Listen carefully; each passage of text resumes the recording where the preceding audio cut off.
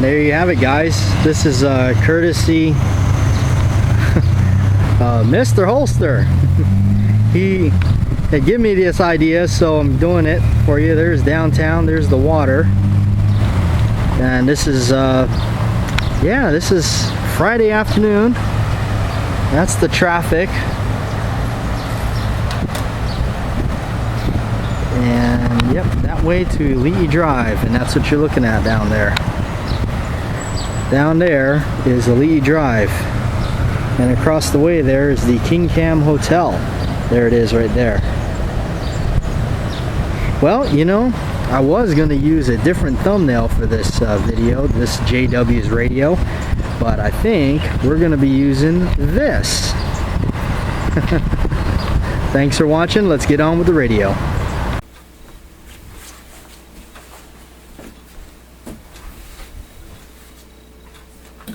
What's up, everybody? Thanks for tuning in. It's JW's Radio. It's that time again. I must apologize. I'll apologize in advance. The next door neighbors are rather rude this morning and hammering nails and sawing up stuff. I'm not sure what they're doing, so you may hear that in the video. I apologize. It's irritating, and to me it's very disrespectful. Now, I don't like to wake up in the morning to a bunch of racket like that, but they seem to think everybody else does. Okay, anyway, let's get on with it. So, got a couple of interesting things to share with you, and some stories. I guess a thing that happened to me just this week alone, which is very interesting. It deals with customer service on a sense, and it's like, you know, it almost kind of boils down to, well, that's Kona for you, and that's what it is like living here on this little big island. And it just, I tell you, I don't mean to trash talk it, but man, there is a certain type of thing that where I feel like a lot of areas here needs an attitude adjustment. So anyway, let's get on with the JW's radio. Hope you enjoyed the clip in the beginning of the video. That is courtesy, basically, thanks to Mr. Holster again to, you know, kind of bring up that idea. So it's gonna stay. A lot of you last time commented, love it. It's gonna stay. So we'll try to keep doing that. It adds a little bit more to the production of this, but that's okay. You guys are worth it. We'll do it. We'll try to keep doing it. And just like we're gonna try to keep doing these. All right. So what do we got? Cool news. I actually had finally sold some grips that originally was never intended to sell them, but wound up doing so. And for those of you that follow me on my other channel, kind of saw the outcome and everything, and me basically saying, hey, what prices, all that kind of stuff. So here they are. We're getting ready to ship them out. So hopefully the fella will enjoy them, the aged ivory grips. And I try to, I mean, I must say for myself, like, this is not something I'm being able to turn out of a CNC machine or anything like that. This is a handmade product. Started with, you know, I mean, I make everything from basically hand sanding, everything, all the shaping, all that stuff is all done by hand. And then the coloring is the most unique part about this, is because each and every one of these are not going to look like the next one. That's just how it turns out. So, excuse me. So all the character you see is just all, you know, what it does. It's just, it's whatever marbling and aging that it turns out to be is what it turns out to be. So each side of the panel is going to look different from the other side. And this kind of came to me because I was tired of, in a sense, I know that that's what John Wayne's grips are just yellow. But I was tired of seeing what the market had to offer, which was, I mean, by all means, I'm glad they're there. I'm not knocking them by, you know, I'm trying not to knock them. But I just didn't like the fact that I was paying $75 and then $10 for shipping for yellow grips. It just seemed a bit much, you know. I understand people got to make a living. And so anyway, I came up with the number with this guy, and we said $50, and I told him, I was straight up and up with him. I said, you know, it's going to cost me $7 to ship them to you, and that's going small priority mailbox, you know, just a small priority thing. I always just thought, you know what? I mean, the difference between priority and like first class or something, or whatever, any other method, it's really just the price. $7. It's like $6.80 or 90 cents to be exact. Rounded it up to $7 just to make it easier. And I tell you, living out here, you know, it's like I always get this thing where it's like, oh, well, you live out there, so we gotta charge you an extra. You know, this happens on Gun Broker a lot. I'll order a gun and it's like saying like, oh, well, it's a handgun. Oh, it's $25 for shipping, you know, and that, blah, blah, blah. And they go, oh, but you live in Hawaii. Okay, it's $100 for shipping. And we're like, why? You know, and what they don't realize is on the other end, we are a FFL. We hold the federal firearms license and we ship out guns all the time. And we know it does not cost no $100 to ship out a gun. So anyway, unless the insurance is just ridiculous on it, but even then, you know, it just starts to get a little silly. So, okay, I don't mind, you know, paying whatever, $50 or something like that. But anyway, so down to the point is, I was straight up and up with the guy. You know, it's $7 to ship it. You know, that's it. I'm not, you know, making another $20 on the side off of you on shipping, you know, something like that. So anyway, there they are. They're ready to go. Just wanted to bring them to the JW's radio show because I think they're really nice. I hope he likes them, and you know, that's the thing. I started doing that off as a something that I wanted to do myself because I got no help when my original ones broke off of my gun, the Cimarron Rooster Shooter. I had no help. It was like pretty much like, oh great, I broke my grips, and I did call Cimarron. Some people always message me that. Why didn't you call Cimarron? I just delete their. It's getting old. I just delete their message because obviously they didn't watch the video because I explain all that in the video. But no, I did call them, and no, that was it. I mean, it was like nothing. Well, sorry, you know, we're currently trying to get them made too. It's like, okay, great company, great product, but they need to work on taking care of their people a little bit better that spend their hard-earned money on their gun. But in a way, it was a blessing in disguise because it made me come up with this on my own, you know, just kind of thinking about it. Now, I did not even know that you could go out and buy this product already done out of, you know, this composite already. I didn't know that you could do that. I was just looking at what I had and what was broken and showing it to a few friends of mine down here in town. And down here, you know, being it's an island, everybody surfs. There's a lot of local boys that you know, work with surfboards and stuff like that. And a big shout out to down here in Kailua Kona, Big Island Marine. Those guys, it's like a surfboard shop, marine shop. They have all this stuff, boating equipment and things like that. I went in there and they were like, I mean, this was not like your usual, like, you know, we're here, come give us your money, get out. No, they broke it down for me. They helped me out. They went above and beyond customer service, in my opinion. It was unbelievable. The help that they gave me to doing this in the beginning was amazing. So, you know, and they've always gave me a discount. It was amazing, you know, everything I bought. I didn't even ask them. They just, you know, so that's why I go back. I keep going back to them. Their customer service is great, everything. Even without the discount, I would still help support them. And that's the other thing is Kona, the town here, we're losing specialty shops left and right. I mean, they just don't manage to last and stick around. It's mainly because of lack of support.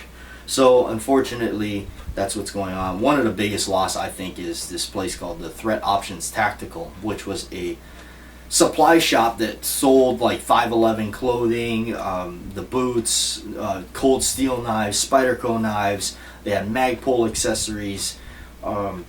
You name it. I mean, they had it. They had all kinds of stuff. They had connections with high-end, you know, gear, you know, and all that kind of stuff. And then in the very back of the store, as I mentioned, I may have mentioned this once or twice, but they had it was a simulated gun range, and it was for law enforcement, but it broke out to the civilian market, and it was powered by a CO2 cartridge that the Glock slide was replaced inside with a laser for the barrel and everything, and it would register on screen, and it would run you through scenarios, you know.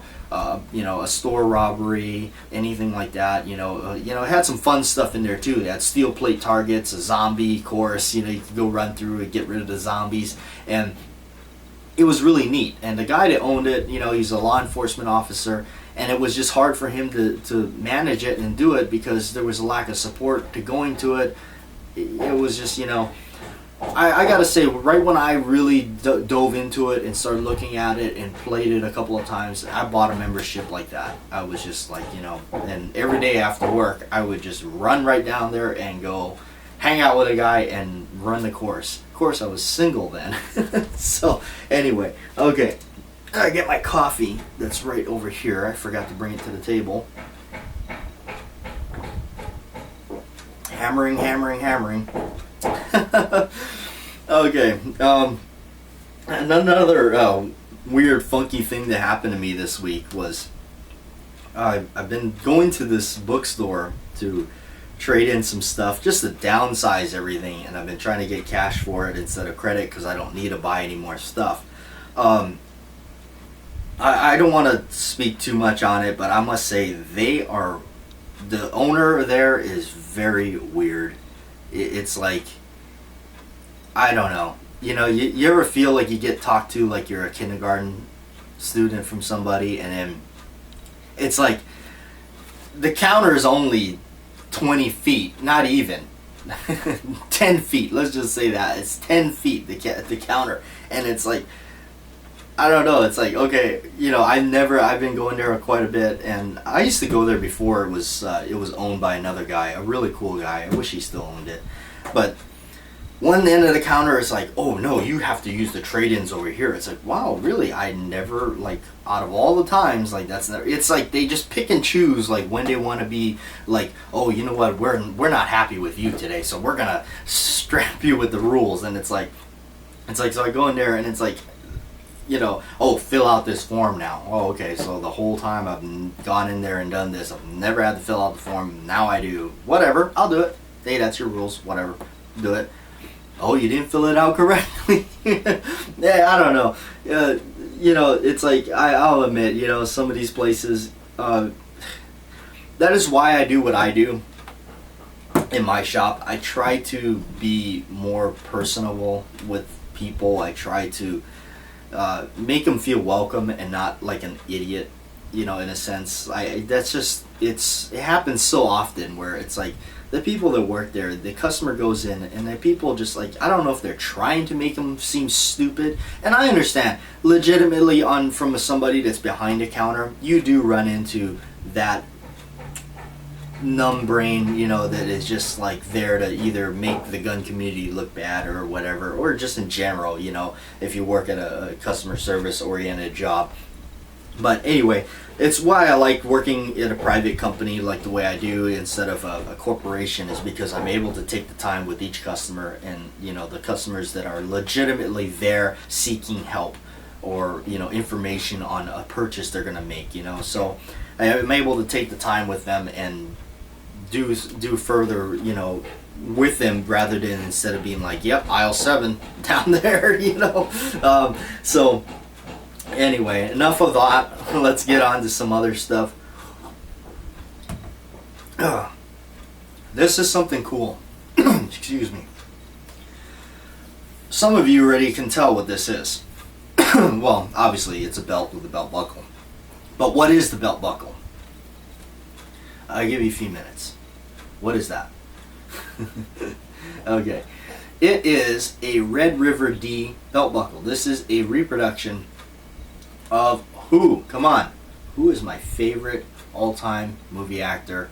Hero, icon, legend, everything. John Wayne. This is a reproduction, This is a reproduction of his belt buckle that was given to him by Howard Hawks after the movie The Red River. Or Red River. Anyway, so on it, it has here's the story. Now this is just from what I've read up on. Howard Hawks had a few of these made up for the cast and crew, and they had their initials put in the corner of the belt buckle. John Wayne got his, and John Wayne and Howard Hawks traded belt buckles. So John Wayne had the one with Howard Hawks' initials on it. It was out of, I guess they say, respect, and they admired each other, so there it was. So after that, if you notice, in quite a few of John Wayne's movies, and I tell you, I didn't notice it until I started seeking one of these out. He wears it quite often. It shows up in a lot of his movies. In fact, I think it shows up more than his yellow-handled ivory, old ivory gripped 45 or 4440. Yes. So once I started noticing it, I had to have this thing, and I found one. And the only place that when I started researching it, the only place I ever found it was on eBay. Really, eBay had it, and that's it. Forget what it was, something like $80 or something like that. But you know what? I had to have it, and when I got it, it was not a disappointment. So I wear it in a few of my videos. I should wear it more often because it's really neat, really cool. And I bought the leather belt off of Amazon for like $10. Just a simple leather belt, nothing fancy. But anyway, that is super cool. You know what? In fact, that is probably what you're going to see when you see this video out. Yep, that's what we'll do. That is going to be the photo for this video right there. Okay. So onward with something else. What is under here? What is the mystery of the radio, right? Voila. It's a couple of 1911s.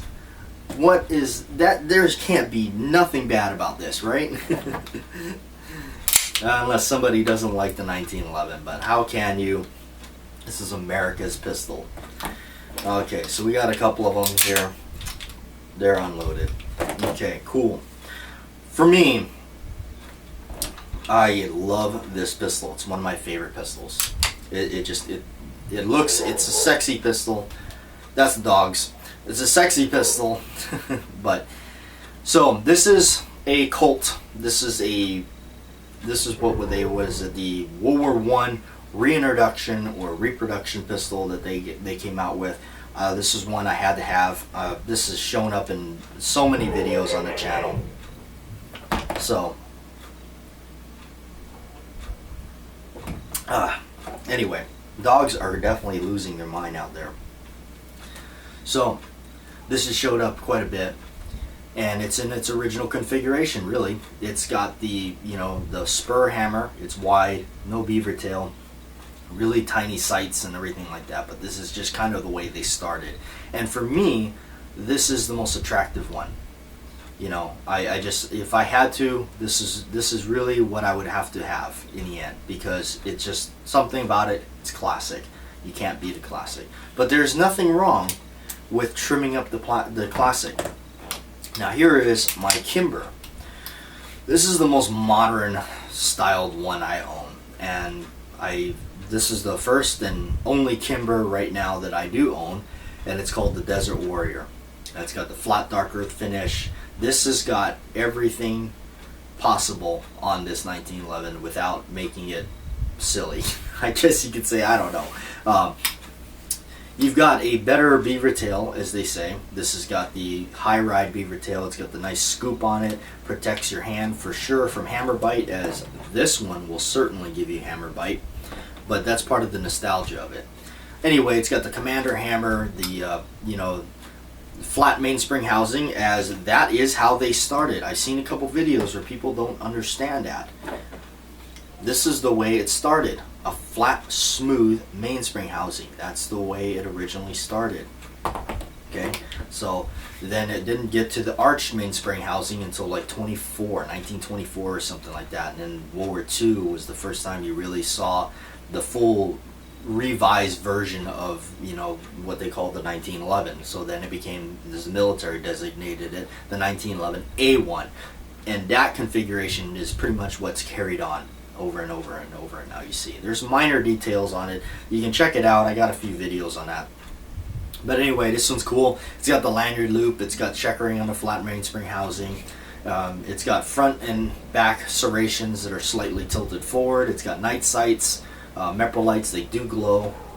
It's got everything, you know. You got the rail, if I didn't say that, but one thing I did like about it was it's got a standard guide rod. I don't like the full-length guide rod. That's just my preference. If you do, hey, run, do not walk, that's fine. So I just like the standard one because the takedown it's simpler. Now this Kimber, and what I like about it, and what I is pretty much a Series 70 1911. There is no internal funky lockups. I don't really care for those.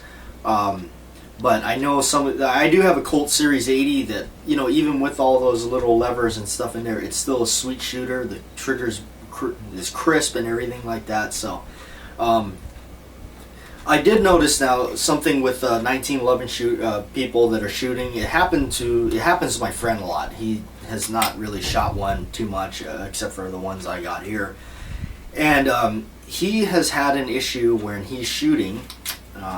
Okay, again, look, it's unloaded, and I don't mean to, and I'm not, there's nobody over there other than a camera and tripod, but when he is shooting, he tends to accidentally click the safety on, but I don't know really, I mean, I guess it depends on the size of your hand, but this one's got a pretty, you know, pronounced safety. It's on or off. It's not flimsy. It doesn't, you know, disengage or whatever. But anyway, I noticed some people do it. They accidentally engage it on during firing. So what I do, and I've actually kind of just started to naturally do this, is while I'm shooting, I kind of rest my thumb on it. And I know some of maybe the tactical guys will say, oh, whatever. Anyway, I start to rest my thumb on it, you know, while still maintaining a, you know, a decent proper grip on it. But I start to rest my thumb on that. And I like this one because it's ambidextrous and I'm left-handed. So it feels even more comfortable to rest it on when you're shooting left. Okay, so I just rest my thumb on that while I'm shooting. When you're done, pop it on, back on. So anyway, so why I brought these out is I get this a lot at work. Somebody would say, I'm looking for a 1911. I want to get a 1911. Never owned one before, and I definitely want to get one. I say, first thing I say, well, good choice. It's a great pistol. And they start to wonder which one they should get, because now there is just, everybody makes one. There's so much of these things on the market. It's quite mind-boggling. Anyway, so they start looking around, and I say, well, the biggest choice, or the biggest thing I like to point out to them is what are you looking for? Now, do you want something that's a GI classic, or do you want something that's got a little bit more enhancements onto it, you know, that make it a little bit, you know, I'm not gonna lie, this is a sexy gun. It looks really awesome, and I love the color of it. That's why I bought it. Typical guy, but anyway, that's kind of what I ask them, you know, and really it's about the sights. It's about, you know, that is really the biggest thing about these GI guns, to me, is the sights. The sights are darn near impossible to sight it in, or, you know, to get a good sight picture. And that probably is because when this thing came out, they were really just pointing it and shooting it. But that's going to be a big thing for you, you know. And then, of course, the comfort, it starts to get into comfort. But either way, the 1911 is a very comfortable pistol. You know, it's awesome. The only thing I did change out on my Kimber was the grips. I put the Magpul MOE grips on there. The stock grips that it came with, I still kept them, didn't chuck them or anything like that. They're nice, but they made it a little bit thicker. And for me, it felt like it took the 1911 grip and made it into something that it was just wider, and I'm like, you know what, if I want that, I get a double stack something, you know. But the MOE grips by Magpul slimmed it down, and it made it look really awesome with the black, you know, because it got the black trigger, black parts, and flat dark earth, you know, slide frame. So it kind of did that black and FDE, you know, war. So anyway, that's something that, you know, that I get asked a lot at the store, and also something I've helped somebody work with. They went ahead and they bought, you know, something that's a GI configuration gun, and then they bought it, had it, they decided, you know what, I want to change it into something like this. So Now, back in the day, that's what people did, because there was nothing like this, really, in a sense. So that's where, you know, guys like Bill Wilson and stuff like that come along. Anyway, so he wants to put the beaver tail on there, you know, and change out the trigger and do all this kind of stuff. And it's like, first of all, these beaver tails are not cheap. You know, I think back when I bought one and put it on a gun, I think I paid $40 for it. But anyway, they're not cheap, and if you don't shave the back of this part right here where the beaver tail connects, you have to actually buy a jig and put it through there, and then grind this thing to more of a rounded fit on it rather than it protruding. It is slightly different from what is on here. So the other way you can do it is by what they call a semi drop-in. I think that's what it's called. Wilson Combat makes them. Probably another brand or two. It fits. It's basically cut out to where you don't need to alter this. Okay. Now that's what this fella tried to do. He's a friend of mine. I was trying to help him out, but in the end, I mean, I kind of, you know, I tried to tell him that you should have just invested into this. You should have just bought this if this is what you wanted.